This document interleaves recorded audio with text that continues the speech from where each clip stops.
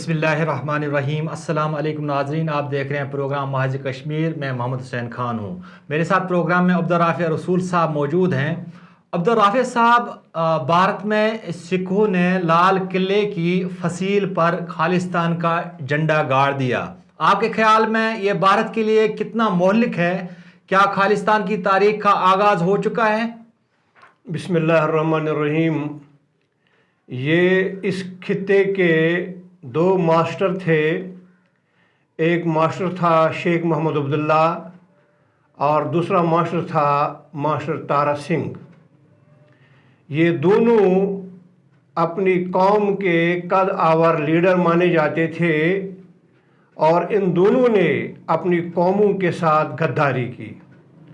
Master Sheikh Abdullah ने इस्लामिया ने जम्मू कश्मीर के साथ गद्दारी की और नेहरू के झांसे में आके उन्होंने कश्मीरियों के मुस्तकबिल के साथ खिलवाड़ किया। इसी तरह मास्टर तारा सिंह ने भी सिख कौम के साथ खिलवाड़ किया और उनके मुस्तकबिल को तारीख बना दिया।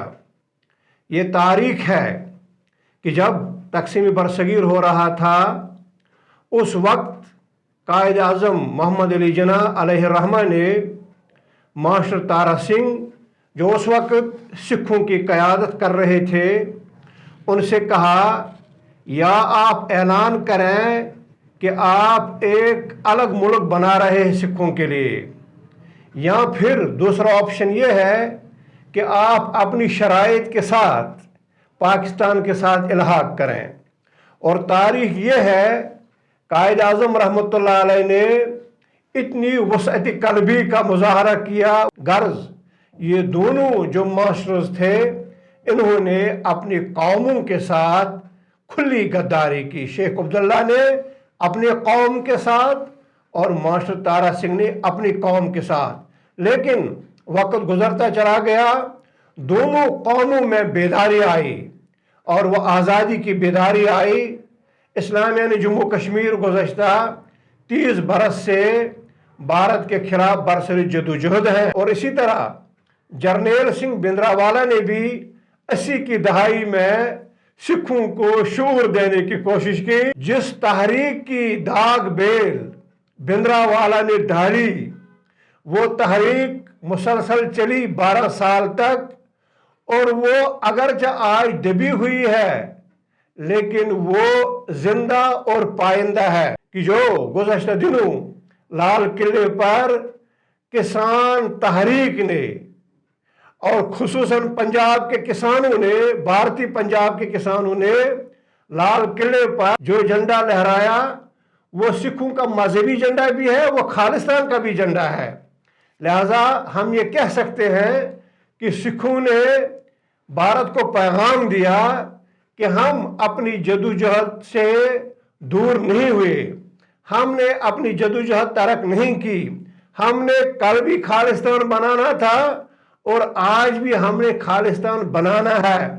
हम जिस मौक़िफ़ पर निकले हुए हैं, वो मौक़िफ़ हमारा कल भी दुरुस्त था, वो मौक़िफ़ हमारा कल भी दुरुस्त था, वो मौक़िफ़ हमारा आज भी दुरुस्त है, और हम उस मौक़िफ़ पर सख्ती के साथ कारबंद है। और इस खालिस्तान के झंडे के लहराने से सिखों ने मोदी की ऐसी की तैसी कर दी और मोदी को समझाया, भारत को समझाया, आज नहीं तो कल हमने आज़ादी हासिल करनी है और हमने आज़ाद होना है और हमने खालिस्तान बनाना है। लिहाजा ये जो चिंगारी दबी हुई है, ये किसी वक्त ये सामने आ रही है और इससे बलीग इशारा मिल रहा है भारत को कि भारत टूटने वाला है।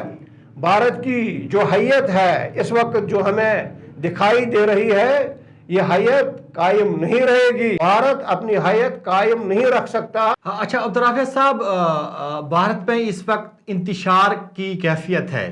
किसानों का एहतजाज पंजाब, हरियाणा, उत्तर प्रदेश और महाराष्ट्र समेत दूसरी रियासतों तक भी फैल चुका है। आप इस सूरत हाल को किस तरह देखते हैं? मैं समझता हूँ ये किसानों की जो तहरीक है, बज़ाहिर लग रहा है किसान सड़कों पर है, लेकिन ये भारत के वो तबकात सड़कों पर आए हुए हैं जो पिसे हुए हैं, जिनके साथ जुल्म हो रहा है, जो दबे हुए हैं, जिन्हें बिल जबर दबाया जाता है। जिस तरह मैंने अर्ज किया कि भारत अपनी हैयत कायम नहीं रख सकता। भारत की जो मौजूदा हैयत है, एक बड़ा भारत आपको लग रहा है, ये कायम नहीं रह सकता। ये इसकी तरफ इशारे हैं कि एक तबका खड़ा हो जाता है और उसके साथ तबका हाईजात खड़े हो जाते हैं। इससे पहले आप देख लें, मैं उसी के साथ इसका तसलसल समझता हूँ। ये उसी का तसलसल है जब मुसलमानों के खिलाफ भारत में नई कानून साजी की गई और मकसद और मुद्दा मुसलमानों को घेरना था, और मकसद और मतलब ये था कि मुसलमानों को भारत से बेदखल करना था। एक एहतिजाजी तहरीक शुरू हुई और भारतीय मुसलमानों की उस तहरीक के साथ दलत जुड़ गए। भारतीय मुसलमानों की उस तहरीक में सिखों ने ग़िज़ाई अजनास फराहम किए, लंगर लगाए। भारत में सिर्फ एक तबका है जिसे आप ब्राह्मण कहते हैं, वो तबका बालादस्त बन चुका है। बिलखुसूस जब से मोदी एंड कंपनी ने भारत की बागडोर संभाली, भारत के मनसब इक़्तिदार पर जब मोदी फाइज हुआ या RSS फाइज हुई, तो ब्राह्मण तबका जो है वो बालादस्त मजीद हो गया, ताकतवर बन गया। और उस ताकतवर तबके ने, उस बालादस्त तबके ने मुसलमानों को, दल्लतों को, सिखों को, पारसियों को, गर्ज हर अकलियत को दबाने की उसने कोशिश की। तो लिहाजा जिस तरह आप फरमा रहे हैं कि एक इंतशार की कैफियत किसानों की तहरीक के जरिए से है, लेकिन मैं समझता हूं ये इंतशार सिर्फ किसानों के जरिए से ही नहीं, बल्कि ये इंतशार दबे हुए तबकात खड़े हो चुके हैं। और आज एक मसला है, कल दूसरा मसला होगा। पहले NRC का मसला था, आज किसान अपने हुकूक मांग रहे हैं। आज किसान अपने हुकूक मांग रहे हैं।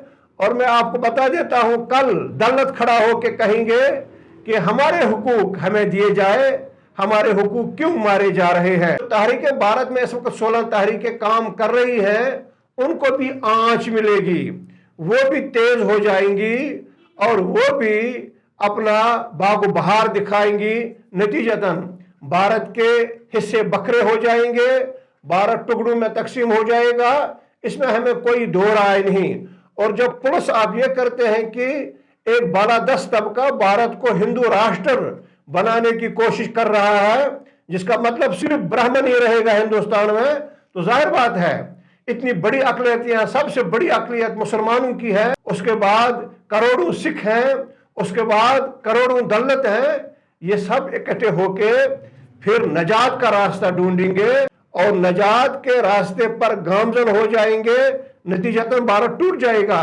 लिहाजा किसानों की तहरीक बड़ी दूररस तहरीक है और बड़ी मजबूत तहरीक है। और आज जब आप प्रोग्राम कर रहे हैं, 60वां दिन है, 66 दिन हो गए हैं कि किसान बड़ा जमा है, किसान अपनी तहरीक को जारी रखे हुए हैं। हालांकि इस दौरान कम से कम 200 किसान मारे भी गए हैं, जान बहक हुए, हलाक हुए, सर्दी की वजह से और मुख्तलिफ बीमारियों की वजह से। लेकिन ये नुकसान वो बर्दाश्त कर रहे हैं, जानी नुकसान, लेकिन अपने मुतालबात से वो दस्तबरदार नहीं हो रहे हैं, वो पसकदमी इख्तियार नहीं कर रहे हैं। कल जो मौक़िफ़ था उनका वही आज है। मोदी को किसानों के सामने सजदा रेज़ होना पड़ेगा और उनके मुतालबात मानने पड़ेंगे। लेकिन फिर मैं ये अर्ज करूं, किसान तहरीक के बाद एक और तहरीक शुरू हो जाएगी और पिसे हुए तबके भारत से नजात और आज़ादी हासिल करने के लिए जद्दोजहद कायम करेंगे।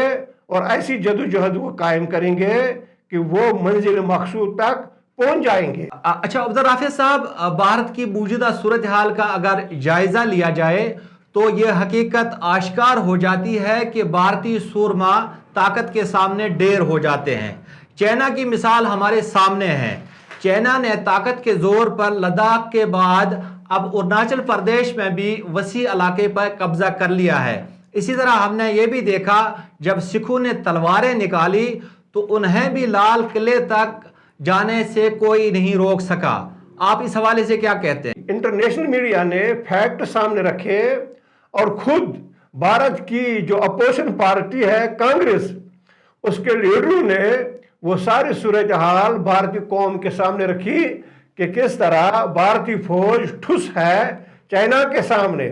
لیکن جہاں تک دہلی میں سکھوں نے جب تلواریں نکالی تو ہم نے دیکھا کہ جو فوج تھی، نیم فوجی دستے جو تھے بھارت کے، وہ بھی بھاگ گئے، ڈر گئے اور انہوں نے سکھوں کا سامنا نہیں کیا. یہ بڑا اہم سوال ہے. میں سمجھتا ہوں جب ہم 1984 کو دیکھتے ہیں، اس واقعے پر نظر دوڑاتے ہیں جو دلدوز واقعہ سکھوں کے ساتھ پیش آیا جب اندرا گاندھی اپنے محافظین کے ہاتھوں قتل ہوئی، اور وہ دونوں محافظین سکھ تھے. پھر پورے بھارت میں سکھوں کے ساتھ کیا ہوا وہ تو تاریخ کا ایک حصہ بن چکا ہے. سکھ مارے گئے، قتل کیے گئے، جلائے گئے. سکھوں کے ساتھ یہ سلوک بھارت کر چکا ہے. لیکن آج کے موقع پر جہاں تک میں سمجھتا ہوں، آج جو نیم فوجی دستوں نے سکھوں کے سامنے بے بسی کا اظہار کیا، وہ بے بس دکھائی دیے، وہ اس وجہ سے کہ بھارت کو یہ اطلاع ملی ہے کہ اگر آج پھر 84 کا واقعہ دہلی میں دہرایا گیا، اگر آج پھر سکھ مارے گئے تو ہماری فوج میں بغاوت ہو جائے گی. اور آپ کو پتا ہے، ہمارے ناظرین سمجھتے ہیں، جانتے ہیں، بھارتی فوج کا بڑا حصہ جو ہے وہ سکھوں پر مشتمل ہے. لہذا آج مودی نے اور خصوصی طور امیت شاہ نے یہ آرڈرز دے رکھے تھے دہلی میں جو نیم فوجی دستے تعینات تھے کہ سکھوں کے ساتھ چھیڑنا نہیں، گولی نہیں چلانی آپ نے سکھوں پر، کیونکہ پھر ایک بڑا ہنگامہ کھڑا ہو جائے گا فوج کے اندر جس کو سنبھالا نہیں دیا جا سکتا. میں سمجھتا ہوں سکھوں کے سامنے جو بے بسی کا اظہار انڈین آرمی یعنی نیم فوجی دستوں نے کیا، یہ ایک منصوبہ بند پروگرام کے تحت کیا. محترم ناظرین، بھارت میں نفرت، انتشار اور تباہی کا آغاز اسی وقت ہوا تھا جب بی جے پی نے مذہب کے نام پر لوگوں کو تقسیم کر کے اقتدار حاصل کیا. اس جماعت نے اقتدار حاصل کرنے کے لیے نہایت چالاکی سے پہلے ملک کے نامور سرمایہ کاروں سے مراد کی لالچ دے کر پیسہ اکٹھا کیا، پھر اس پیسے سے میڈیا خریدا اور میڈیا کے ذریعے ملک میں مذہبی تفریق پیدا کی اور اس کا براہ راست فائدہ اٹھا کر اقتدار پر قبضہ جما لیا. بی جے پی نے اپنے دور اقتدار میں 4 بڑے خطرناک کام کیے جو مستقبل قریب میں بھارت کی تباہی کا باعث بن سکتے ہیں. سب سے پہلے انہوں نے کشمیر میں مسلمانوں کی شناخت مٹانے کے لیے جو وحشت ناک اقدامات کیے، ان سے بھارت کے لیے کشمیری قوم میں انتقام اور نفرت کی آگ نے جنم لیا. اس کے نتیجے میں اب ہر کشمیری بھارت سے نفرت کرتا ہے. اس کے بعد بی جے پی کی قیادت نے بھارتی مسلمانوں کو ملک سے نکالنے کے لیے CAA اور NRC کو لاگو کروایا. اس کے فوراً بعد عدلیہ کے ججوں کو خرید کر بابری مسجد کو مندر میں تبدیل کرنے کا غیر قانونی فیصلہ کروایا. اس سے ہندو قوم اور مسلمانوں میں بہت بڑی خلیج پیدا ہوگی. ان گھناؤنے اقدامات کی وجہ سے اب بھارتی مسلمان اپنے آپ کو اس ملک میں غیر محفوظ سمجھتے ہیں اور اب سکھوں کو معاشی طور پر مفلوج کرنے کے لیے جو اقدامات کیے جا رہے ہیں، اس سے اب پورے ملک میں بغاوت اور انارکی پھیل چکی ہے. یہ کہنا بے جا نہ ہوگا کہ بھارت اس وقت سماجی، معاشی اور معاشرتی طور پر ٹوٹ پھوٹ کا شکار ہے. بھارت شاید وقتی طور پر طاقت کے زور اور مسلح جتھوں کے ذریعے اس صورتحال کو کنٹرول کرنے میں کامیاب بھی ہو جائے، لیکن ان اقدامات کے نتیجے میں جو لاوا پک چکا ہے وہ کبھی بھی پھٹ سکتا ہے. اس کے ساتھ ہی آج کے پروگرام کا وقت ختم ہوتا ہے. اجازت دیجیے. اللہ حافظ.